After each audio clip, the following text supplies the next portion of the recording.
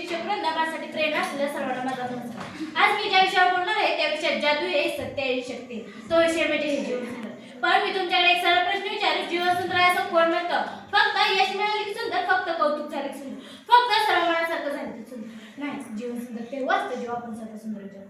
पण खरं सांगू, जीवन नेहमी गुलाबाचं पण नसतं। कधी काटे लागतात, कधी अंगात लागतो, कधी रस्ता दिसतो आणि आपण त्याचा सांगू देतो। इथून तर जीवनाची खरी जर्नी सुरू होते। सूर्य तर रोज होतो, कधी ढगा मागून, कधी पावसात, कधी थंडीमध्ये, पण तो थांबत नाही। मग मी का थांबू? मी का हार म्हणू? सूर्य उजड देतो पण जग माझी मीच बनवतो, कारण अंधारानंतर उजड येतो म्हणून सकाळ होत नाही, आपण उठतो म्हणून दिवस सुंदर होतो। मी दिवस सुंदर होतो। लोक म्हणतात की उजड मिळत नाही, मी म्हणते उजड बनवायचा असतो। अंधारानंतर उजड येतो म्हणून तर दिवस सुंदर होतो। अंधार आला म्हणजे समजत नाही, अंधार आला म्हणजे समजून जा दिवस खूप जवळ आला। जीवन थांबत नाही, ते म्हणतात पडलीस तर रडलीस तर कारण तू थांबलीस तू चाललीस तर।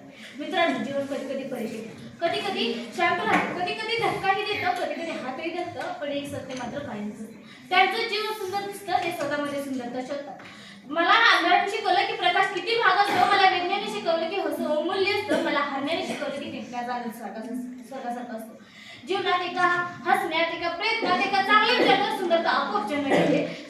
जीवन म्हणजे श्वास नाही, जीवन म्हणजे अनुभव, जीवन म्हणजे दिवस महिने नाही, तर जीवन म्हणजे भावना, जीवन म्हणजे एक पुस्तक आहे। काही पाने पावसासारखे असतात तर काही पाने काही पानावर अश्रू पडतात तर काही पानावर फुल उमलते, पण ते पुस्तक कधी स्वतःच म्हणावं जेव्हा प्रत्येक क्षण स्वतःच असतो, जेव्हा प्रत्येक भाग स्वतःच असतं। लोक म्हणतात की सुख मिळालं जीवन, मी म्हणते कृतज्ञता मिळाली जीवन। हातात पूर्ण असं की नसो, हातात स्वप्न पाण्याची हिंमत असली की जीवन सोन्यासारखं जमतं। कोणी म्हणतं जीवन नदीसारखं आहे, कोणी म्हणतं जीवन आकाशासारखं आहे, पण मी म्हणते जीवन गाण्यासारखं। कधी ताल चुकतो, कधी शब्द फुटतो, कधी आवाज निघत नाही, कधी गाणं ते गाणं कधी संपत नाही।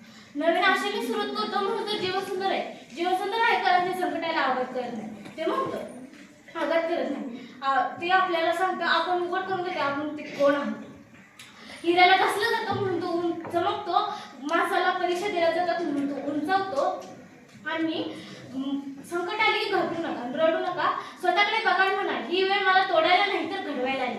दुःख आपल्याला तोडायला नसतं तर घडवायला असतं। दुःख आपल्याला हिऱ्यासारखं कापून घासून चमकवण्यासाठी असतं, वादळ आपल्याला उडून म्हणून हे सगळं समजलं की जीवन प्रचंड सुंदर आहे, प्रचंड सुंदर। आई बाबाच्या हाताला धरलं की जग सुंदर दिसतं, शिक्षकाने स्वतःने मार्ग सुंदर असतो, स्वतःच्या विश्वासाने दिवस आपण स्वतः सुंदर होतो, मित्रांच्या हसण्यात दिवस सुंदर होतो। आज मी ते नाही कारण मी वेदांना टाळलं नाही, त्यातून शिकले, मी पडल्याला लाजले नाही, त्यातून मोठं झाले, मी थांबण्यातले नाही, मी उदय निर्माण करण्यातली आहे, मी अडचणीवर रागवले नाही, त्यातून मोठं झाले, मी थांबण्यात नाही, मी उजेड निर्माण करण्यातली आहे। उजेड कधी दोन नसतं, फक्त उठून चालायचं असतं, थोडं पडणं चूक नाही, उठणं महत्वाचं असतं, पडली तर थोडं पडणं चूक नाही, उठणं महत्वाचं असतं, पडणं चूक नाही, पण स्वप्न सोडू नका, नको असलेले लोकसळ, नको असलेले वेद नाही जात। जीवन कठीण नाही ते आपल्याला आपण घाबरतो म्हणून ते कठीण वाटतं। जीवन कठीण आहे, जीवन थांबत नाही पण घाबरतो म्हणून ते कठीण वाटतं। जीवन वाईट नाही, आपण चुकीचं लोक धरून ठेवतो म्हणून ते वाईट वाटतं। रुसले तरी चालेल, हरले चालेल, पण थांबले नाही पाहिजे, कारण इतरांनी नाही तर स्वतःला विश्वास ठेवला पाहिजे। आजचे हसू उद्यावर ढकलू नका, कारण कोणता क्षण शेवटचा आणि कोणता क्षण सगळ्यात भारी हे कुणालाच माहित नाही। जीवन खूप सुंदर आहे, ते फक्त थांबू नका, ते थांबू नका।